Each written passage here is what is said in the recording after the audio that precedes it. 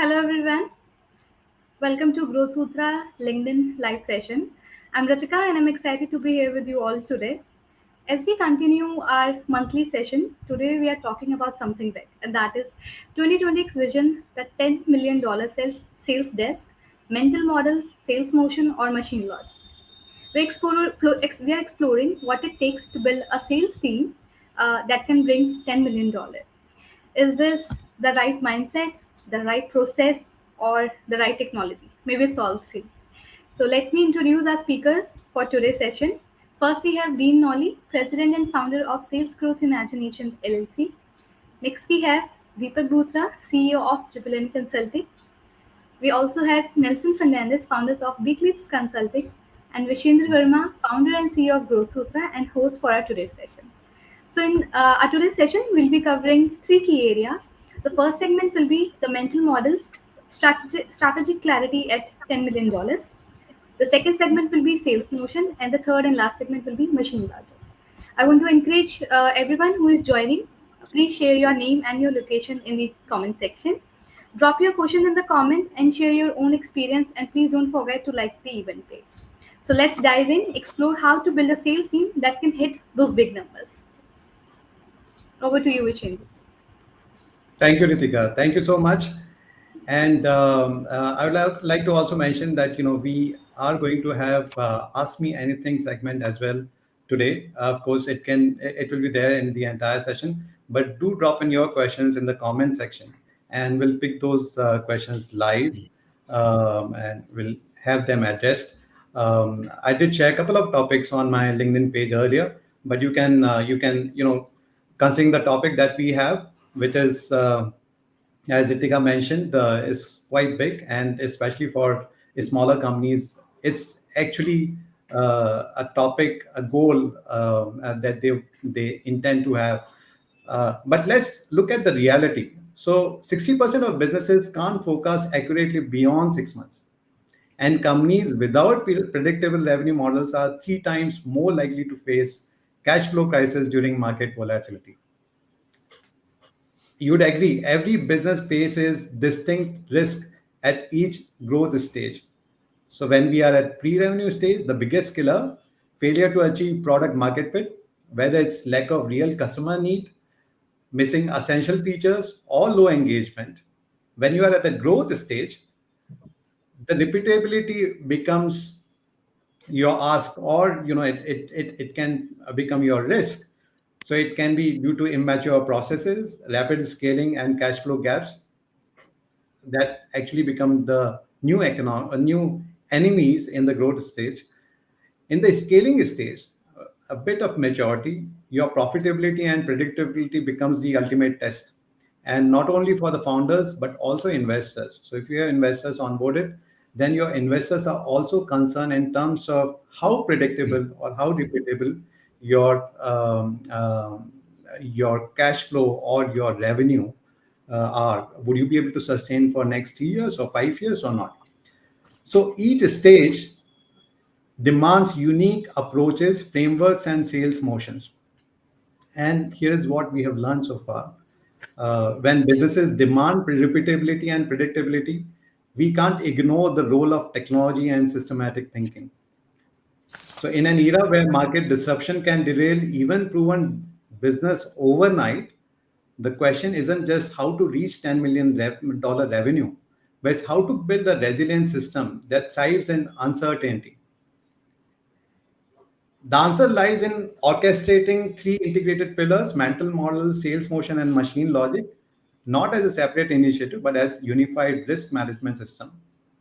And our speakers today, and I have lived this transformation. We have actually scaled sales across large and small B2B enterprises, survived multiple economic cycles, and witnessed business transform risk into competitive advantage.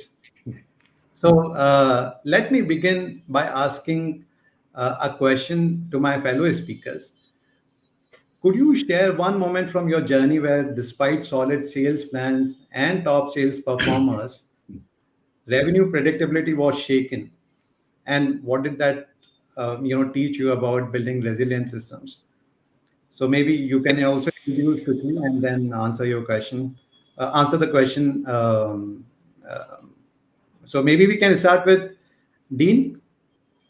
Hey, good morning, Vish. Yeah, I can think back to one of the second companies I started. My partner Peter Cini and I, um, we did. That's when there was the first digital transformation in the film world, going from silver halide to digital cameras, thermal dye sub printers, and we had the biggest deal by far that would have transformed our company. We were going to win Disney World's new Wild World of Sports, where Mm. all the youth sports started coming into Disney, and all of that photography, imaging, all of that was going to be our business. So um, we had gone through a RFI, we had verbals, everything looked good. And you get, what I learned is you get some bad luck and you get some good luck. So the bad luck was Eastman Kodak, the manufacturer, decided to compete and convince Disney that they needed to rethink their strategy.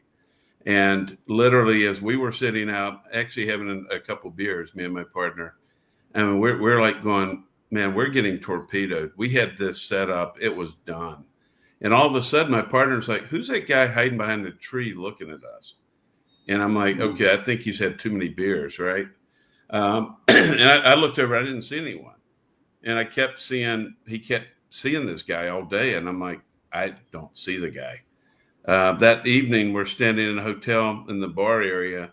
And over behind a pole, I see a guy looking at us. I'm like, hey, is that the same guy that you saw behind the tree? And it turned out to be the head photographer at Disney World. He was enamored by digital. On the spot, on a napkin, we hired him as our general manager for Orlando and went and beat Eastman Kodak head to head as a $5 million company. So we had a bad break and then we had a very lucky break. And that's what I say is you just got to roll with the flow, good and bad, Fish. Absolutely, Dean. Thank you for sharing that interesting story, and how it kind of impacted the deal that you were chasing. Let me move to Deepak. Sure. So I don't have any lurkers, nor do I stay on a golf course. I stay away from those places, so there's no lurking around. Vegetation and I don't go well together, Dean. But when we talk about a unique moment in a past life, right? Best sales to performing. I just go back to the economic cycles that you referred to earlier, right, Vish? And economic cycles. Look, we have tariffs. We have a lot of things going on globally, right? So that's impacting a lot of faith, a lot of things that people are doing. For me, if I go back and I think about the right mental models in the context, revenue predictability is usually shaken in that scenario. For me, the biggest situation that I ever saw in my career was that where a company's revenue is actually growing like crazy. And then when you dig in, you actually realize they have a lot of bad habits, right? Because they're getting Mm. exceptional performance. The test always is what happens when things fall down. So the stress test that we did with them was, and we actually came to a very simple realization. When you are high, rising water raises everyone. You need to Mm. start looking at those mental models and the way that you operate, that if the rising tide were to fall, would you survive or would you end up on the rocks? And that analysis actually made us realize a couple of things. That one, revenue will collapse, not because you don't have the right talent, it's because the talent is doing its own thing. When you have rising water, mistakes are forgiven, right? Because you're making a number. And a mental model actually forces you to look very closely at discipline and behavior, even when water is rising, especially when water is rising, because when water recedes, you will have a sudden collapse, and you need to focus on how to prevent that sudden collapse. Look, Mm. talent is always there. It's how people apply their talent. That's where I think mental models can help us a lot. And I really looking forward to this conversation to get a bit deeper into that. At the end of the day, it's about teachability, standardization, and systems, right? When you have these models and these in place, rising tide teaches you how to handle when the tide goes down, and that's when the collapse occurs. And I think this is the biggest learning that I would share with everyone where I've seen it and lived it in practice. Back to you, Vish. Thank you, Deepak. Thank you, and you brought a good point about talent and the tides and waves. In fact, I also think, especially when you are looking at startups, so they are more like uh, it's more like an adventurous sport, which is um, uh, rafting. So you see the waves and the tides, and you have to, with whatever team members that you have to manage to survive that rafting experience. And that what actually kind of connects with the experience that we have at these startups. It's not the same experience. You have ups and downs, and then you have to manage with whatever resources, the talent. You have to bring them together and manage the crisis that you would see either um, through market dynamics or due to any customer. Okay, let me move quickly to Nelson. Nelson. Sure. A great point. Actually, elevating sales motions to boardroom level conversations is crucial for reducing deal slippage, especially when we get to the 10 million scale, right, where mid-level plays start crumbling. In baseline selling, we call this means advancing from the second base to the third base by engaging economic buyers, and uncovering compelling reasons at the highest levels, not just chatting with mid managers who lack authority. Mid level plays fail here because they trap deals in a no decision limbo. Reps discuss pain points with influencers, but without boardroom buy in, priorities shift and slippages hit anywhere 40 to 50%. I've seen this with clients stuck in tactical demos leading to about 30% slippage rates. To elevate, I think we coach reps to use a framework. I mean, probe for business impact, quantify ROI, insist on multi-threaded conversations up the chain. In one coaching engagement, we role played scenarios to pivot from how does this feature help you to how does this misalignment affect your board's growth targets? Slippage dropped by 25% and closed rates improved. For leaders tuning in, connect with me on LinkedIn or visit us at our website to explore how we can transform your motions. It's about scoring home runs, not just base hits. But revenue predictability crumbled when we hit a hidden iceberg. Salespeople were skipping the deal qualification step, assuming urgency based on surface level buyer signals and stuff. Deals that looked like home runs stalled because prospects weren't truly compelled to change. They were just polite shoppers. The shakeup, a 30% forecast miss in Q3 despite no external disruptions. The Yeah. lesson here is even heroes need the discipline of following milestones to avoid mistaking activity for progress. Reinforced why I always train teams to verify need to fix early. It's the key to real predictability. Thanks, Vish. Back Right. to you. Thank you so much. So those stories perfectly illustrate why heroics and hope aren't enough in volatile markets. So now let's dive quickly into our first pillar, which is mental models. And Deepak, I'll come back to you. How do you draw and validate a cognitive architecture that help leaders move from a heroics to a repeatable $10 million sales desk? And how do you validate that they will hold under pressure? So we through throwing this word mental model, two words come together, and a mental model to me is very simple. It's actually not about giving people tips or hacks or even a best practice, right? It's in my mind, it's a cognitive framework that lives here. It's a thinking system about how you look at problems, Vish, team, right? And then when you start looking at those problems, then how do you go about making the right consistent and high leverage decisions, but you do them at scale? So what you're doing at a unit level or at a deal level now becomes systematic, right? So the point about a mental model is very simple. You're now compressing the learning and the complexity from each individual event, learning from that, then you're creating what I call repeatable thinking. The goal with repeatable thinking is that one, you are now stress testing your behavior, attitude, and your technique of how you work with customers. Now we're looking at a system. Now you could argue, well, that still doesn't tell me much. Well, I was just defining a mental model for now, right? How does a mental model then come about? I'll give you a simple example in terms of behavior, right? It's even in how you look at a deal. Nelson spoke about the qualification process. Things crumble, right? We get excited. And if you have a mental model, it removes all of these cognitive biases. When you are qualifying a deal and when you're looking at a deal, you now have a cognitive architecture that says, these are the four things that I need to keep an eye upon. Wash, rinse, repeat, wash, rinse, repeat. That's simple, right? And now these are the things that are confusing me, put them in a separate bucket. That mental model now allows you to actually figure out what you're supposed to do, what are you supposed not to do. And to be honest with you, I am personally a system first guy. I believe wholeheartedly systems always outperform lone wolves fish every single time. Yeah. I know there are a lot of people who tell me that lone wolves are awesome in sales, but that's the 80s and 90s. That's not true anymore. You're right now looking at AI, you're looking at structure, you're looking at so much digital convergence that you acting as an island is not going to work anymore. And this is where mental models, when you are standardize them and you have a best in class mental model, which can be adopted by multiple salespeople, you actually rise the entire organization, because now you're moving away from hustle culture or lone wolf culture to what I call wisdom led culture, which is based upon a set of mental models that everyone relates to and talks about. I really think there should be more effort done in the sales function to actually educate, train, and teach this stuff. It's surprising we don't do it. We are so focused on technique that we realize or don't realize that behavior and attitude also matter as much as technique does. So that's how I Yeah. would explain this in terms of a mental model.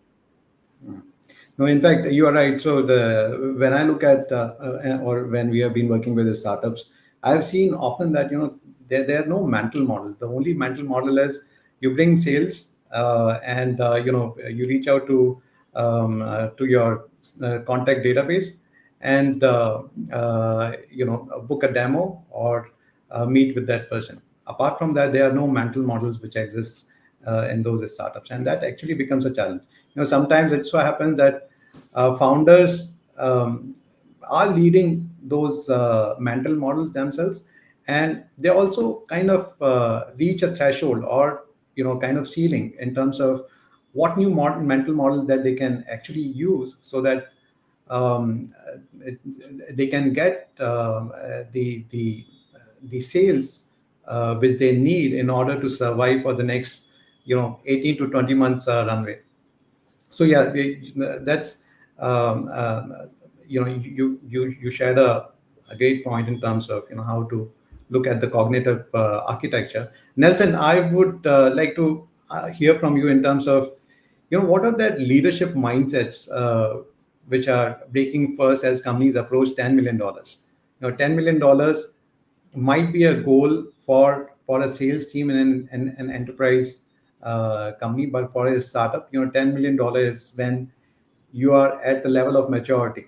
So, how would you see what kind of leadership mindsets you have seen breaking first at that threshold?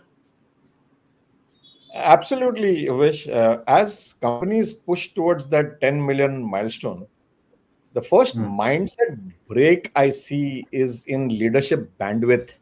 Leaders often cling to hands on deal involvement, diluting their focus on strategic scaling. It's not just ICP refinement or customer outcomes, though those matter. It's the bandwidth trap where founders or VPs micromanage pipelines instead of empowering the teams with proven processes, like the one Hmm. I talk about with baseline selling, right? Let me share a real scenario from coaching a team at one of my clients. They were hovering around $7 million with win rates stuck at 25%. Hmm. The Okay. leadership mindset was hero mode again, relying on star sellers to close everything.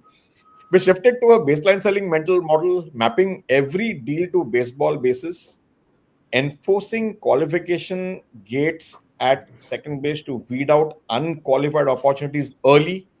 Leaders step back, focusing on coaching reps to ask tougher questions like what's the cost of inaction instead of Hmm. pitching features. The result was win rates doubled to 50% in 6 months, adding Wow. 2 million in predictable revenue. It wasn't Hmm. magic, it was reallocating bandwidth to build a repeatable system. If you're Hmm. scaling, I mean, you got to be able to understand more of this mindset shift, and I'm happy to talk through this with the folks who were interested in going into the depth of it. Thank you, Nelson. I think we've got a comment from Vivek. A very interesting call going on. Thank you, Vivek, for your comment. And do share your question in case if you have any question for our speakers. I would also request other audience, other participants who have joined our live session do interact with our speakers. We would have and we have committed for ask me anything. So any questions related to revenue engine, sales, cross border sales, or sales growth architect, do share those questions with us, and we'll be happy to answer. And I would also acknowledge the fact that while we have talked about mental models, I understand Nelson did talk about baseline selling. Deepak is a coach on Sandler selling. So how do you see these different mental models? Uh, helping these startups. So do you see any difference when you have such models kind of I leveraged by various the way I organizations? would answer it as follows. So I'm Yeah. Sandler. Nelson has a methodology that he does, right? Mm. Dean's also proponent of a methodology. Yeah. Let's step back for 1 second here. It's like, if you look at the religions of the world, right, Vish, you actually step back and you actually look at a value system, you'll be actually very surprised. Many of them actually have some very basic concepts, right, that make a lot of sense. Think of these in the terms of commandments. So for me, you may have the cover may say David Curlin, David Sandler, or something, right? But the reality is that ultimately the mental models that we're talking about come back to some simple realities. And I think Nelson said it beautifully. You have a pipeline issue, you have a leadership issue, you have a Mm. behavior issue where heroics cannot scale to, right? Because the system will always beat anything. So I've Mm. always said this to people: system will eat culture for breakfast sometimes. If you get, Mm. because culture you can have, but if you don't have a system that can scale the culture, you're in trouble also, right? So for Yeah. me, the way I would answer it is as follows. We may come from different methodologies or backgrounds, correct? But at the end of the day, there are certain things that everyone knows is true in sales. You will always have an interaction which is human, right? Mm. How do you undertake that interaction? You will have different approaches to it. But when you step back, all of those approaches are based on trust, they're based on value system, they're based on Mm. delivering an appropriate discussion at an appropriate time. So we may have differences in opinion in terms of how some of the stuff should be done, but from a mental Yeah. model point of view, I think that to any value, looking at methodologies, I would argue that rather than nitpicking on the methodology or saying that this picture looks better than this picture or so on, I would agree with Nelson. It's ultimately a very simple reality. Heroics can't scale. You need a system that can scale, and that's where mental models fit Mm. in. That's how I would Mm. explain, a response to your question, Yeah, Vish. absolutely. And to Thank add to that, Vish, you. I think what I have realized now is that, look, most of us in sales, right? I mean, you kind of picked up your first job. Sometimes it was just an accidental thing that you landed upon.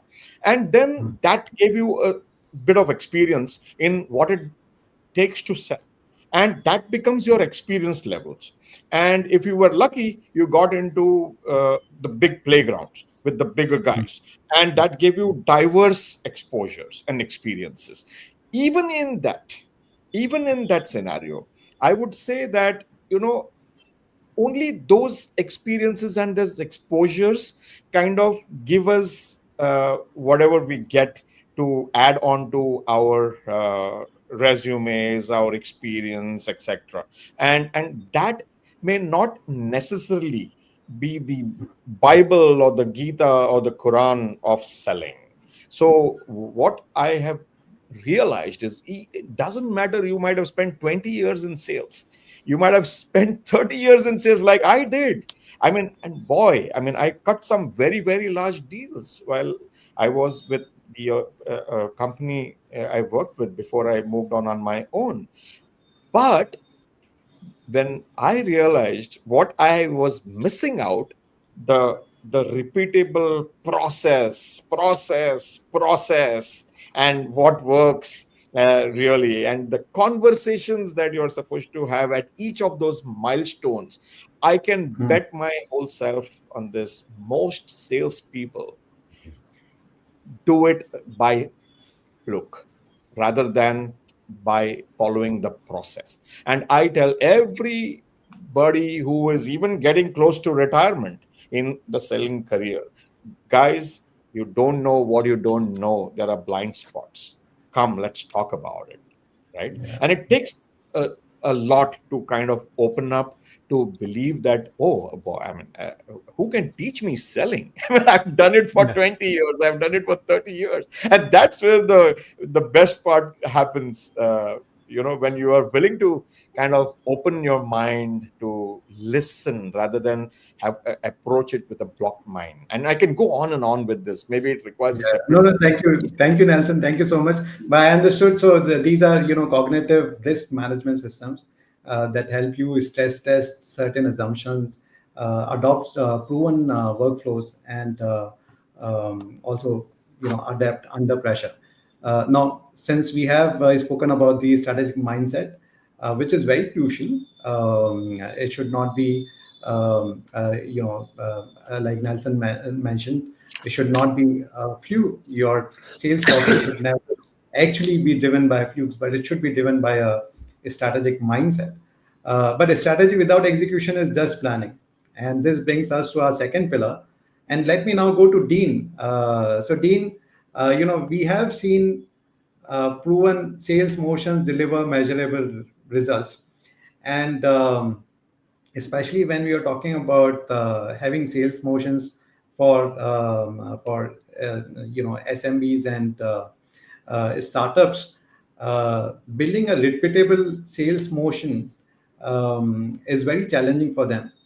So, could you share some GTM motions that has worked from a GTM from an SMB perspective when they are building a $10 million sales desk, and how do you kind of reclaim selling time, ensure quota coverage? Yeah, no, absolutely, Vish. And to add to Deepak's comment, it's all about scaling. In this area, what unfortunately happens, people start scaling it, trying to scale. They're actually winging it, and they don't know they're winging it because it's working okay. So now they go to start scaling, and they're realizing with more people, there's nothing consistent. It's not repeatable. It's not delivering the predictable results. They start realizing that each person is doing it differently. And some of them are not doing, while they're working hard, they're not doing the right activities that's going to drive what the company needs for results. So, probably when you start thinking about that, I think people underestimate how much work it is to truly build an effective sales process with Yeah. every step in the funnel being something that is truly moving that product or service through the funnel, and then ultimately getting the predictable results with the gross margin dollars. Maybe it's a new product service that they're needing those reps to invest time in, that they know that today it's an investment, long term it's their future. That part is critical. And then making sure that process is automated to the CRM is as critical. If not, what will happen is you will perfect a sales process, and then you'll be managing it from a spreadsheet. And in the South, as a country boy, we would say that's like kissing your cousin. And you better have a really good looking cousin if you are, but hopefully not too many are. But that being said, things that you don't think about, and I'll give you a great example. I know Deepak works with this as well. I was in with an owner recently, and I was getting ready to graduate. We've already hired the VP of sales. I've already been coaching. Life is good. And he said, "Hey, I want you to stay on another month because I want to make sure all of this stuff is well documented. And I also want to make sure we've got the elevator pitch and value prop nailed down." And I'm like, "All right." He said, "How do you think we're going to do?" And I said, "Oh, you're going to suck. You're really going to suck." And he goes, "I don't believe you." I said, "Great. You give me your value prop right now." The owner froze and could not speak. Smart man, great leader, could not even get a word out of his mouth. And I only say that because some of this is, can every employee in your company say the message of what you do, who you are? They can say it and personalize it, and it's coming from the heart.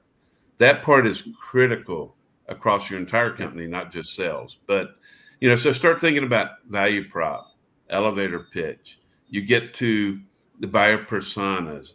compensation, quotas, territories, all the different metrics, all the onboarding. There are so many critical elements to go to market, Vish. But the biggest one I see today, we're willing, at least I know, I think it's worldwide, definitely in the U.S. It's a challenging marketplace, so people cannot be status quo anymore. Everyone is saying, well, I'm going to find a way to call my customers, touch base with them more often. And you might be in a unique space, in a unique business where that works well. And I'm not saying you don't do that. You absolutely need to love your customers to death and be proactive in touching them when you're not selling. But if you're going to be today, you have to get new business. You have to go take away competitive logos. You have to beat your competitor, not because they're screwing up, but because you got to find a way to build a relationship and get better. And that's what people avoid. So when we talk about processing, go and really look to scale and that go-to-market strategy, you need to approach each of your customers and your prospects totally different. Probably the biggest number one miss that I see, if you ask a question of, when have you ever done competitive benchmarking? Normally the answer is no, in a small business. If it's yes, it's like, when did you do it? Because it's generally outdated. The company's product services go-to-market strategy has changed. They have new competitors. Some competitors are gone now. Other competitors have changed their strategy, product services. That to me becomes one of the most critical parts, because that's where we'll talk about it later on the AI part. But there's a lot of tools, but this comes down to which customers or prospects are you going to target, and then making sure you have a plan. And I got to tell you, if you want to take really good salespeople out of their comfort zone in about 5 minutes, give them a target account list that's in their territory, even have them help you build it, people you've never done business with, and then start talking about how are we going to go tackle and grow these new logos. If you want to see some folks freeze up and get uncomfortable, that's the best way to do it. But the key is you must have it predictable and repeatable as a starting point if you're going to scale, or you're going to get yourself in a really bad place pretty quickly, even though it's going to feel good initially as you're growing. And I think the most important part, my good friend Ray with the End of the Day Ray, I don't know, Deepak, if you've ever seen him, he's in the print business. Status quo is the killer of all things invented. And I can tell you, in the world I'm in, I always say status quo is the killer of revenue growth and the ability to increase sales. And so there's one thing you remember: competitive benchmarking. The second is try new things. Do not stay in status quo. And you made a good point about repeatability and predictability. I think what is also important is from the customer perspective. So while it can be, there's a systematic thinking in terms of sales motion at play with the startup or with the small business. The customers who are engaged, in fact, you talked about some stories earlier, the customers who are engaged with you, and if they see the predictable process, a repeatable, the process which they can align with in their buying journey, then actually that works in favor for you. But Dean, thank you so much. In fact, we have got a similar comment or a question from Mohit Vyas, and he's saying, he's facing some challenge. So he's saying, I work for growth market for new SME logos. Being new to geography, I'm looking for a strategy to connect at sea level. It's a challenge as an SME. They sometimes work in silos and too many logos to chase instead of chasing one large enterprise account. So I come from a solid technical background and introduced to sales few years back. Thanks. So do you have any quick comment to what Mohit shared? I think it's very similar to the scenarios that we have been talking about. But any quick comment that you guys would like to share? To it's all about relationship in that case, Vish. you need to have the right tool set. So how do you find, how do you identify and find the right target contacts and companies? You need to have a tool to help you do that. How do you nurture and manage those relationships? And once you are building that, how do you engage with the client? There's a number of different tools available to do that. We'll touch base a little bit on the AI, but you have to think differently than if it's a customer that you're trying to delight and love to death. It's an entirely different game because you have to think and you have to be better than the competitor that has earned the business today. Thank you, Dean. In fact, when I'm reading Mohit's comment, I'm actually seeing there are a couple of areas that he has talked about. It's not only the connecting with the C level, but it's also some internal alignment which is kind of missing within the organization. Why SME, is operating in, the team members are operating in silos, too many logos to chase, and that actually is a hustle. Deepak, you talked about hustle earlier. So that actually a hustle with many startups, even sales leaders that go through. But yeah, thank you, Dean, for that point. Nelson, Deepak, do you want to add any other comment here? I have another question. If not, then I can move to another question. Yeah, let's do that. Yeah, Yeah. Deepak, you So this want is to a do it? question that is. No, I'll Nelson. rather wait for the next question because I think you have another question from Manoj, right? So maybe we move on to Yeah. that because I don't want to Right. add to. Yeah, so that's I also an think interesting question from Manoj. very How do you interesting, handle actually. pipe? Yeah, both are very interesting questions. Actually, Yeah. I'm tempted to answer both, but I think we have to Bravo. give the mic to Dr. Deepak also. Yeah. This So is a big. again, I request audience, our live audience, please share as many questions as possible. Our experts here are hungry to answer your questions. So So let me go to Manoj's question. How do you handle pipeline vanishing issues when you do have a QBR at the beginning? You have a big pipe, and as you move mid-quarter, the deals start vanishing. That's a great question. yeah, it is a great question, and that again ties back to the discipline and the culture of how you kind of bring in opportunities into the funnel, into the pipeline. Very often, if you kind of have the democracy to just bring everything dry and sundry and make it a part of your opportunity list for the Yeah. sake of showing a lot of deals. See, look, I'm going after so many opportunities, and it's basically having everyone excited without actually having any lead indicators to figure out why should this even be in there.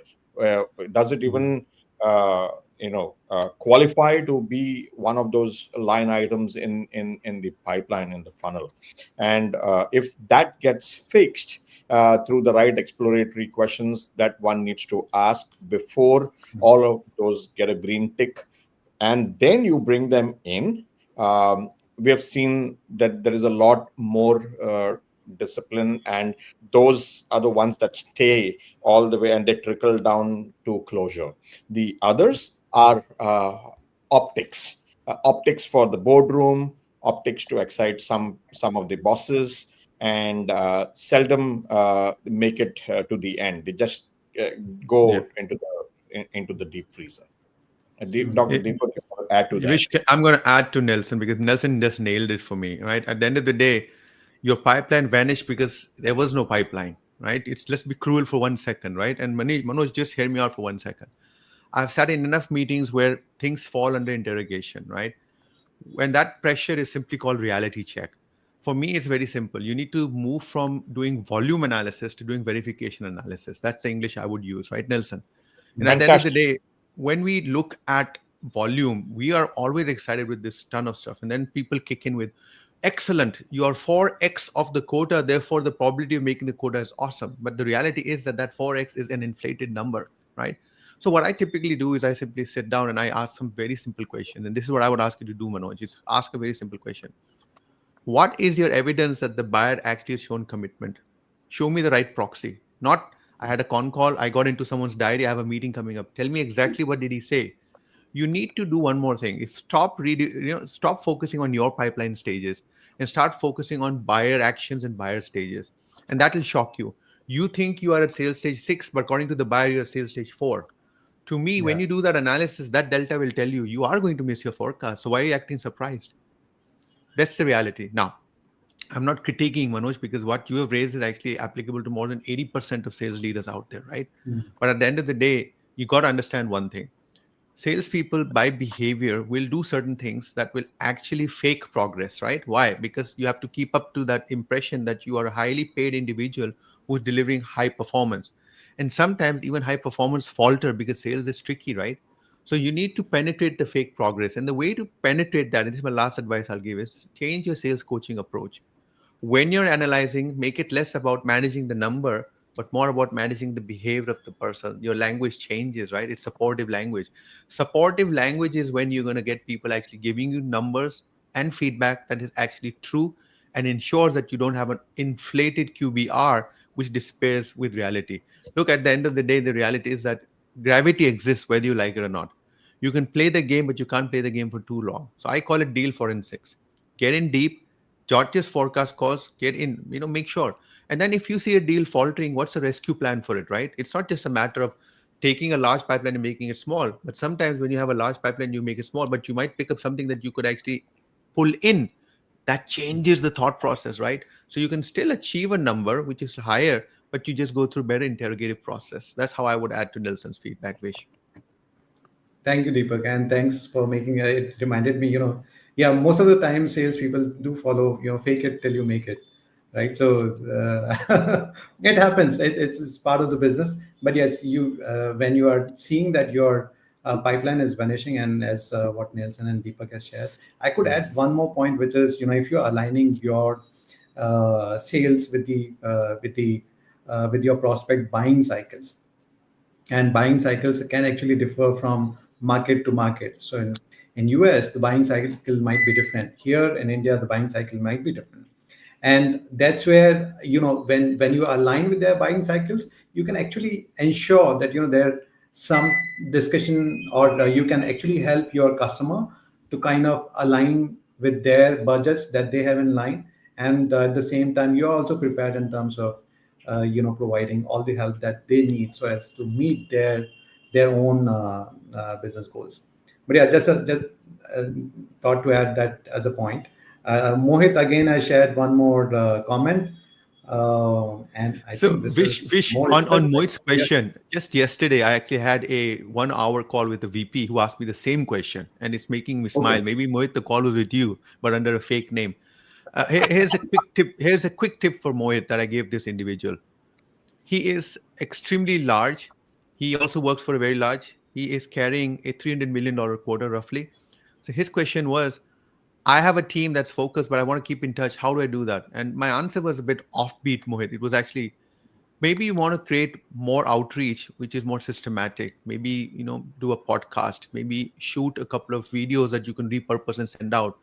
Keep making sure that you are sending out a personal touch to these people so that they feel that you're getting the tension that they feel they should get from a vendor. Technology actually allows you to scale now, right? You can actually shoot one video which you can repurpose for many customers. You can do a newsletter, you can do a podcast.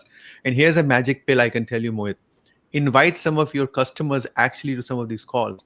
The aura of a conversation with a customer that you then put on your LinkedIn profile will last for 6 months. You will not get a better injection of vitamins than that. I hope that helps. Thank you. So we have got a comment from Manoj, and that aligns with. So Manoj, Actually, Vish, to add to that, look, I mean, it's funny. I mean, while we were at TCS, we used to go after customers, a certain class of customers, and those customers had revenues around anywhere between $1 billion to $3 billion or $5 billion. You should look. hmm, Nelson, you guys are like, I mean, 4x or 5x our revenue. I mean, and you are our vendor. I mean, I'm now feeling uncomfortable. You guys are too large. I would rather hmm, work with the smaller players. And when I moved out of TCS, thinking now is going to be my game time, right? And I suddenly realized now working with SME, the SMB segment. Now people ask a different kind of question. They're like, but you are too small. Will you have the muscle? Will you have the bandwidth? I mean, to be able to sustain any of those jerks along the way, will you be able to do this for us? So I guess it is all about how you can bring the conviction to the table, make the customer feel they are the king, and do what you can do for them to solve their business problem. I don't think it matters whether you are $100 billion company or you are $100 million. Yeah. Thanks for that. Yeah, Yeah, no. I'll quickly take Mohit's question here, and this is similar to what we talked about. I think Deepak, you talked about. I think it might be Mohit, with whom you might have had a call yesterday. So he worked for a company which is $100 billion group. My SME logos sometimes feel that they might not get the attention that they are expecting from the vendor.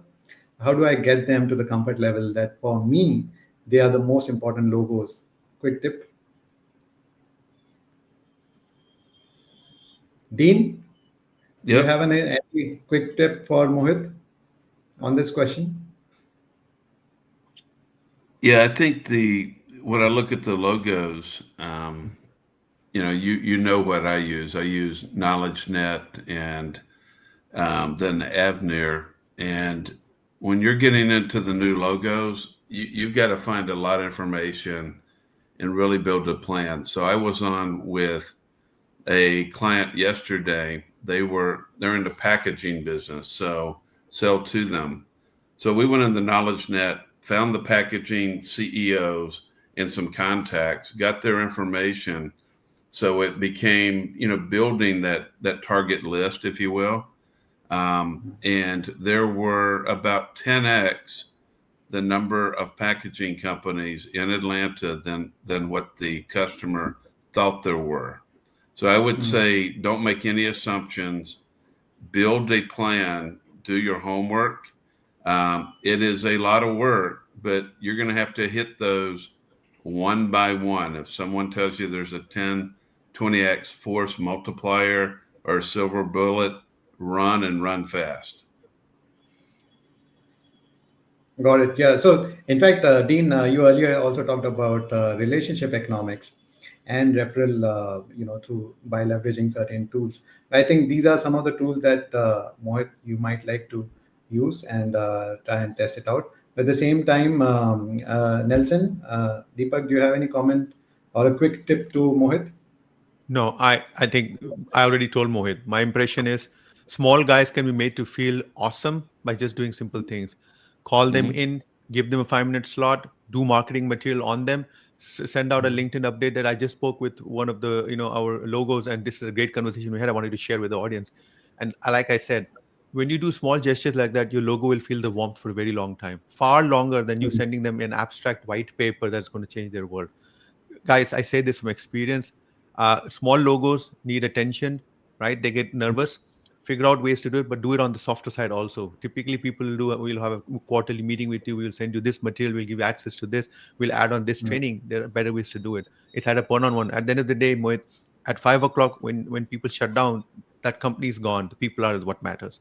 Figure out who are the Mm. key people and figure out a way to create an influence plan that helps you on a one-on-one basis with these guys. And podcast, bringing people on for an interview, writing about someone and their and as a and, it's very very amazing what that does to the psyche of your buyer, or the champion that you have in that company. It's a bit of an obtuse observation, but I just wanted to share that. Back to you, boss. And if we jump into the next question, Vish, Yeah. we're going to talk Well, to this very issue with the AI. yeah, yeah, absolutely. Yeah. So I just, I hope, Mohit, you might have got the answer. So one is, of course, the human side. The other is your systematic thinking that you should keep it alive, especially when you're chasing your SME logos. So human would get you No, and help the them open door and help closed them. plan. SMEs need help. Don't look at it as only when there is an opportunity I will go and I will work through that deal and try to close the deal. I mean, this is the biggest blunder that people do while working with these small organizations that are trying to scale, grow up, right? They need help, guys. So it's very, very crucial that we hold their hand, show them what's to be done, what works, what doesn't work, share experiences, and you will win their hearts. I mean, they will kind of go after you. Hey, Nelson, when are you available for a next meeting? I think it was so powerful having that last conversation that we did. That's what happens, rather than for me to keep calling and asking, hey, when are you available next? It's so beautiful when a customer calls you saying, hey, Nelson, when are you available next? Got to Yep. change. Yeah. 100% Thank you. Nelson. Thank you, Nelson, for adding that. Let me now move to the third pillar. We have one more question, but I'll take that question later. That's from Atul.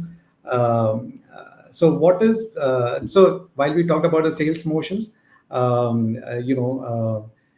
the key insight here is that sales motion must be designed not just for the efficiency, but for adaptability when market shifts, or when you see new scenarios that you from which are generating either from within your organization or from your customer organizations. The third pillar to this segment is the machine logic, and machine logic is critical when we are talking about repeatability or predictability. Augmenting human in their effort while chasing sales or while chasing certain logos. And that's where machine actually supercharges your entire effort. um, it is like both as an efficiency driver, but at the same time risk detection system. And the critical question we have is, in the age of AI, how do we embed machine logic into the $10 million sales deck so it scales intelligently without losing the human edge? So maybe we can begin with Dean. We all talk about AI as a co-worker, not replacement. So where have you seen AI overhyped in sales, and where has it been a real game changer? Well, no, number one, I see one thing where should you be concerned? If you're using AI to do the work for you, and you're trying to look at AI as a 10, 20x force multiplier to make up plan or to grow a business, there's a lot of CEOs and VPSLs getting fired for that logic. It's not good logic. When I think of AI, I think most people, bless his soul, has heard of Toby Keith, and he says, I pick up that red Solo cup, pick it up, let's have a party. And at the end, he said, red Solo cup, he's my friend. That's how you need to think of AI. It sounds a Yeah. little hokey. It sounds a little strange. But when I'm working with Perplexity or ChatGPT 5.0, or I'm working with Level 42 with our friend Lee Blackstone, I'm actually talking to it. I'm complimenting it. I'm saying, hey, that last thing you helped me on status quo was really good. Thank you so much. Man, you're smart. On Blackstone 42, I'll even have a little fun at Lee's expense. I'll say, hey, that Lee Blackstone's really a smart guy. And it comes back and tells me how smart he is, right? But the key is, think of it getting started, some quick wins. Keep it simple, like Deepak said. I think that part is critical. But think of AI as that next team member. Have some fun with it. Get started. Don't try to boil the ocean and get crazy with it. But here's some things that you do need to understand. And it kind of ties to Mohat's question as well as the tools I see. I mean, when you're getting into this, especially when you start thinking about the Gen Y, Gen Z, assume that they've done their homework and they already have used AI to know who you are, what you're selling, who you're competing against. They're trying to see if you're authentic. They're looking to see if you're going to bullshit them, bottom line. Yeah, it should have just said BS them. But so that part is critical. At the same time, you got to think about doing the same in return. You're the seller. Do your research on the buyer. Think about who your competitors are. Use AI as a tool to do some basic. Don't rely on it, but use it. And I can tell you, the one that I enjoy, if you're making those calls, like with the KnowledgeNet tool, it has crystal nose embedded. When I have an Mm. important contact that I'm making contact with or I've identified, I'm going to use the crystal nose to do a disc profile. And, it's in depth, but I just look at the do's and don'ts. And it's amazing, state of fact, state of point. This person doesn't like building relationships or fluff. The very next contact may be they want to talk about family, they want to get to know you. You need to do what you can to have that knowledge in advance. Don't learn it the hard way, right? Yeah. But the connection path, and this is what we all really underestimate. I was on with a large printing company that is about $2 billion, and they're trying to get into one of their largest prospects in Chicago. They're like, hey, if this knowledge net is so good, why don't you show us a connection path? Because we can't get to this guy. So we pull it up, and I'm like, well, this is in my license. I'm not in that business, but let's do it for the heck. So I look at it, and I'm like, oh my goodness. And there's like one or two like almost flashing saying, I look and I see a peer in my business now in Charlotte. I text him and say, hey, how do you know this guy? Oh, we used to live in the same community with him and his family in Ohio. Our wives are really good friends. Mm. So he could get me to that contact. I'm not even in the business. The next person is one of my current prospects in Atlanta. And the third one, his name's Mike McClinton. And I'm saying, look at this guy. And they're like, what's so special? I'm like, well, magic, I know can help me. And these folks are going, what do you mean magic? This guy's name is Michael. And I'm like, when the fraternity in college and in my wedding, we called him Magic. Turns out Magic worked with this guy 8 years. Now, I'm saying that because I should be irrelevant for that contact in Chicago because I'm not even in that business, right? It's totally, So but don't Dean, I'll quickly. underestimate the power of your friends and your network's contact. Correct. So I'll come to you. Talked about magic. I'll come to that magic because we have a question. This is from Dr. Stanley Korean. What is the sales mantra of 2025? And we may probably talk about the magic. And we have another question from Manoj and also from Atul. So I'll come to these questions, but let me before coming to these questions, let me go to Deepak and let me ask uh, a critical question, especially since we see so many AI tools which are now being built for sales team. How do you see, or could you share in a way, how AI delivers ROI, and what are the functions or what are the tasks where AI could deliver ROI first, whether it's a pipeline hygiene, Sure. forecasting, prospecting, So content generation. So, Deepak. you had made hello Vish. The second you said Deepak, I was ready to go. So Vish, here's the reality, and I'm going to get very granular on this because I'm right now a strategic advisor to at least 6 startups that are all doing sales coaching, sales enablement, Mm, meeting recorders and stuff where they're bringing in a bias for sales. And what I'm going to tell mm, you guys is this is what's going to happen by the end of 2025. The sales mantra of 2025 is actually going to be just keep an eye out on what AI is going to do to revolutionize this space, right? It's no more about using AI to knowledge dig or to understand your customer better. Let me be very honest with everyone on this call. Dean was talking about the fact that Crystal knows and all these tools can help you with disc profiling on LinkedIn.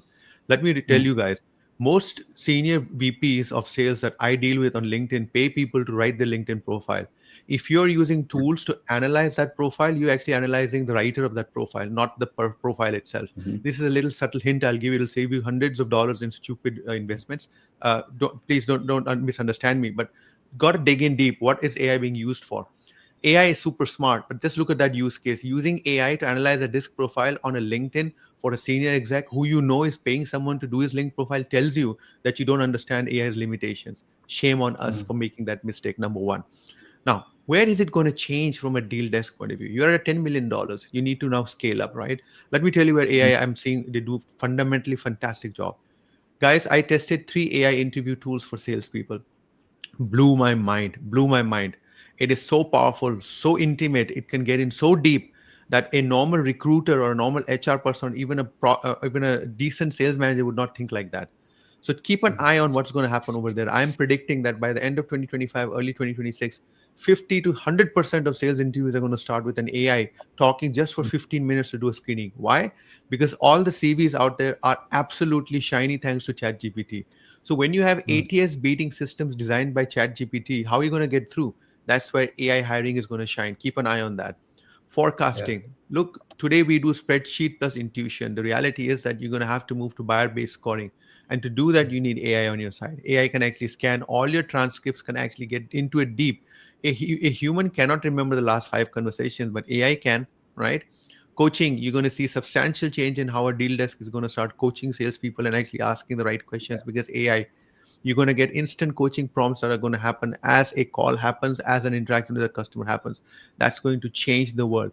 Right now, one subtle area that no one's keeping an eye on is that, when you produce proposals, when you produce outreach data sheets to customers, I am right now working with Gamma quite aggressively on what they're doing. They just hit $50 million in annual revenue, right? Which is a shocker for me. That's like in 4 years going from zero to hero. It's an astounding. I spent 2 days with them, and let me tell you what's going to happen, guys.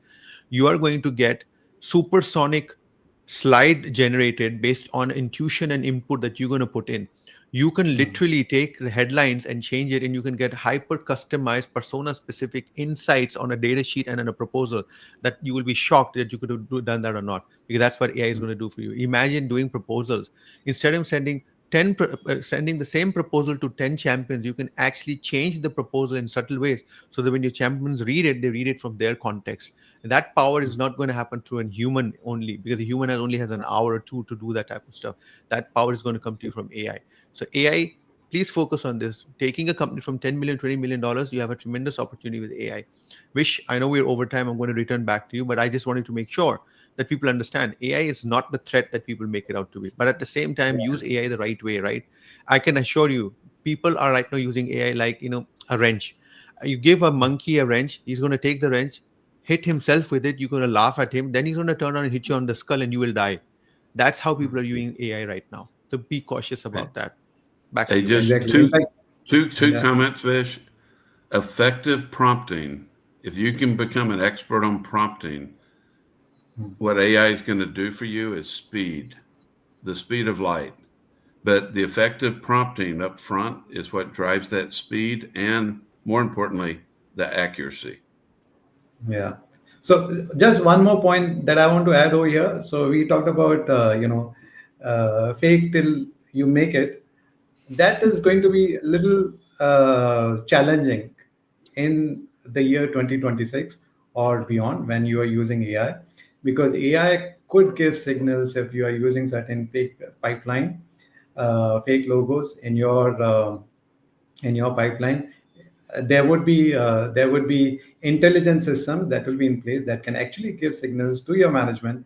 Some of the logos might not actually result in customer, and then you would be caught. So just be mindful of these aspects. While Deepak also mentioned about not just using AI as a system for content generation, but think beyond. Think how it can add value to your sales cycle, to your sales pursuits, and not just content generation. Otherwise, you will be just managing grappling signals from machines, and also your messaging would be also driven by machines, so that would not actually add any value moving forward. In fact, the algorithms that are there on LinkedIn or Google, that are also taking note of these aspects. If there's AI generated content, then that content would get less score as compared to the human generated content. So yeah, there some of these things that you need to be mindful of. So quickly, I'll take a few questions that we have got. One question is from so I think Dr. Stanley Kurian, we have already answered your question. What is the sales mantra of 2025? I think we talked about even 2026. But let me go to Atul's question. For companies exploring business in US, which channel is most effective? And email, LSN, LinkedIn, cold calling are all ineffective channels. Events are overcrowded at bestsellers and negligible buyers. What do panelists recommend? I think it's a good and bad timing at the moment for doing your business in US. But let me, if we have a quick comment from, say, Dean. What's the So question again, Vish? what is Which the one? most cost-effective channel in US market currently? It, it depends on where you are in your business. Demand gen, if we remember back to what Deepak and I were talking with some of the McKinsey and then the state of sales info that came out, demand gen is really struggling. So unless you are redefining intent, and I mean that with the pain points that you're trying to solve and match up to your strengths, product, services, you're going to not like the results for the investment you make. I'm seeing a lot of companies go to the phone as well. While that works, I think, pretty well with customers, and it's actually a good way to touch them without selling, but yet getting business doing it. If you're talking about new logos, it's one by one. You, unless you just happen to have that great mousetrap and new solution that's revolutionary, you're going to have to work one by one. So if it's if it's a transactional product, I would say it lends itself to a BDR, but and if it's higher end solution, I'm gonna say it's probably going to lead itself to more of a strategic account executive type role. But there's a lot of work you need to do before you start investing on which type of people, or you potentially are going to get yourself into trouble. Okay, there's a follow-up question from Atul. So is there a GM government e-marketplace like what we have here in India, kind of portal for private sector, and any such buyers portal in US? Any comments from Deepak or Dean in this regard? I'm not familiar with the India part. I mean, obviously, you have federal, you have state, local government. The federal part, there's a lot of companies that align entire sales forces around all of the different departments of the federal government. State and local are really built just like that. It's all different. A state versus local, like county or municipality, that is totally different business, than the federal. So I'm not sure if there's a portal or what have you, but there are ways to get certified and approved. And there's a GSA contract that you must be on most products and solutions to even be able to do business with the federal government. Yeah. But there are exceptions to every rule, and you'll see RFIs come out in those cases, but you still need to be registered to be a supplier or you won't even be considered. Thank you, Dean. I'll move to a question from Manoj. How do you see the future of enterprise sales evolving in the next 5 years with emerging technologies and changing buyer expectations? If I can answer, everyone, your customer, your buyer, and even your suppliers, they are going to get smarter as we move forward, as we adopt emerging technologies. So it's not only like, we as a seller could become smarter, but your buyer may have more options to kind of assess you through different level of scoring by seeing the your references, ensuring that they are actually engaging with the credible buyers, and that's where I see how things are going to be evolving from a buyer expectation perspective. Any quick thought from my I, panel? my only request to Manoj will be, we're talking about a 5-year horizon Yeah. in at a time when 5 minutes changes everything. Uh, Mm. uh, that I will add. I heard something very beautiful at a recent conference. I mean, and the guy says all of us have seen a lot of evolution in our time, right? I mean, Mm. average around 50 years of our lifetime on this planet, we have seen considerable amount of evolution, right, from uh, digital to everything. Going forward into 2025, it's going to be each year equivalent to 100 years worth of evolution. So I will request that we all start looking at the term 5 years and what are you going to do 3 years down the line changes now in terms of days. So yeah, I think that's just a subtle input that I would like to. Thank you, Nelson. Thank you so much. Last question, one last tip. It's a tip or a question. If every effort fails to find a connect or get an email reply, I always find myself inclined to make a phone call to add a personal touch. That's a great tip for your thoughts. You want But to? Mohit, I would request that we do it the other way around. Always the phone call reigns over every other channel. And when you get on the phone, try and get to the person.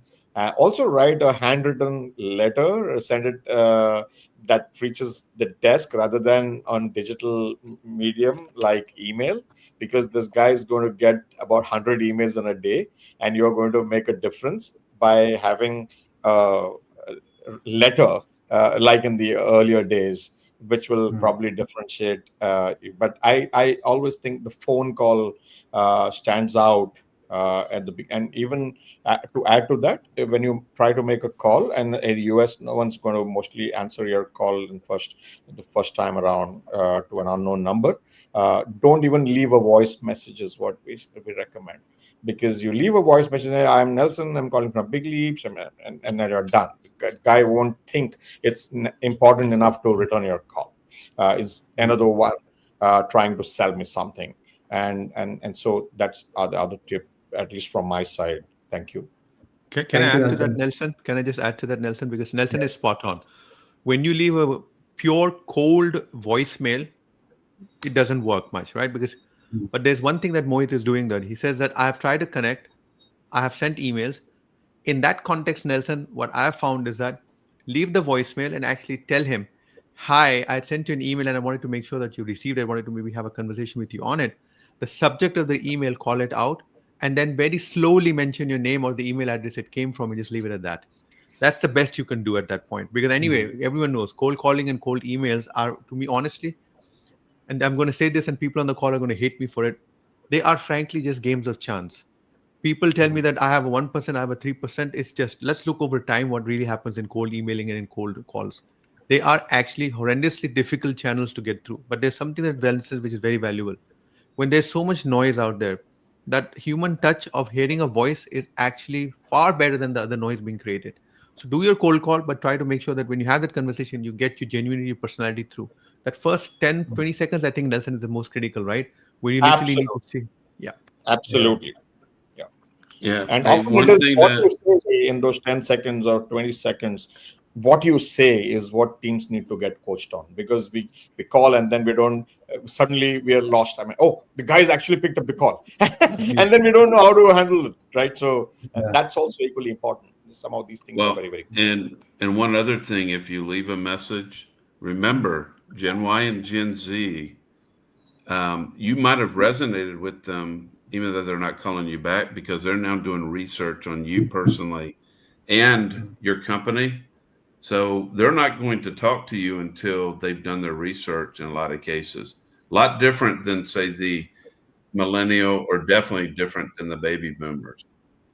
A lot less on relationship, a lot more on business. Thank you. Thank you, Dean. I also have a comment, a quick comment to what he shared, and that's something which, because I have used earlier. So, there are lead magnets that you can use. If you have built ROI calculator, that also you can use. Do some intelligence on that person. And if you know that that person is visiting an event, attending that event as a speaker or as a delegate, make sure that you you crash in that event and meet with that person in person. That actually helps. Okay, we have one more question. Lokesh Nagpal has shared one question, which is about how do you measure relationship status and how do you preserve the same for companies in high churn environment for B2B sales? Youngster move fast, and then we have create new faces to engage positively with key stakeholders. Uh, So, any quick That's a comments great from? question, Vish. And keeping it simple is, are you getting an engagement and starting to interact with that contact? If you're doing all the work and there is nothing coming back, while you think you're making progress on activity, you haven't even resonated or not to the point to where they really want to have a conversation with you. So once you start getting engagement, you know you're on the right track. That nurturing is starting to pay off. I've had people that has taken 16, 18 months before I ever got a comment back. And sometimes we never know what we did for them to click, but just keep nurturing it. At some point with some contacts, you got to write them off. And there's not an easy decision of when to do that or not. Thank Yeah. you, Dean. Yeah.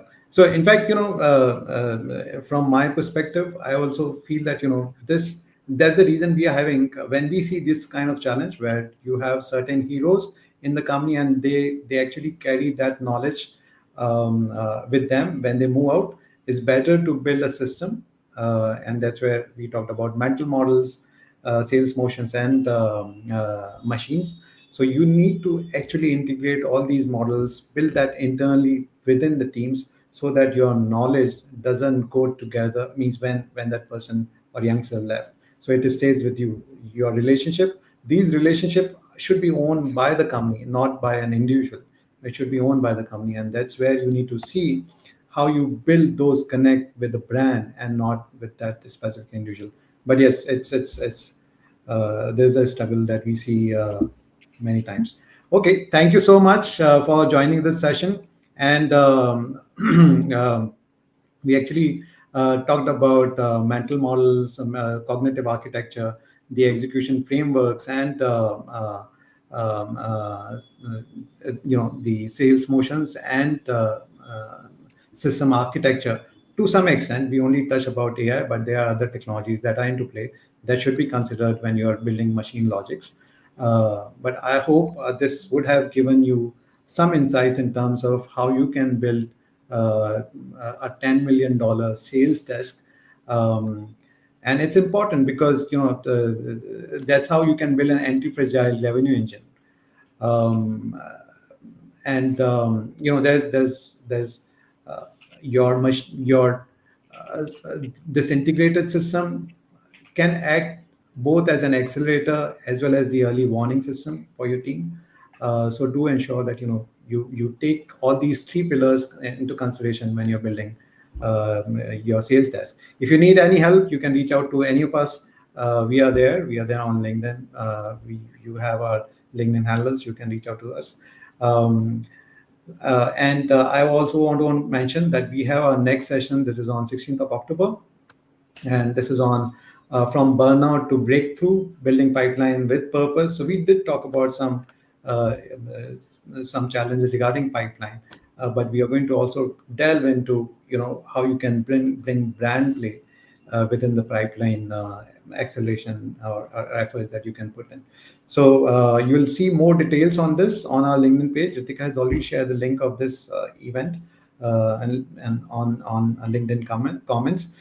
Do register for this event so that you don't miss out this session. And if you missed any segment during our session today, you can watch the recording is there on LinkedIn Live, and it's also there on YouTube. You can check our replay on these platforms. But thank you so much, and thank you for my incredible panel. I look forward to seeing you continuing these conversations are in our future sessions as well. Thank you for joining and sharing your insights. Bye bye, everyone. Thank you.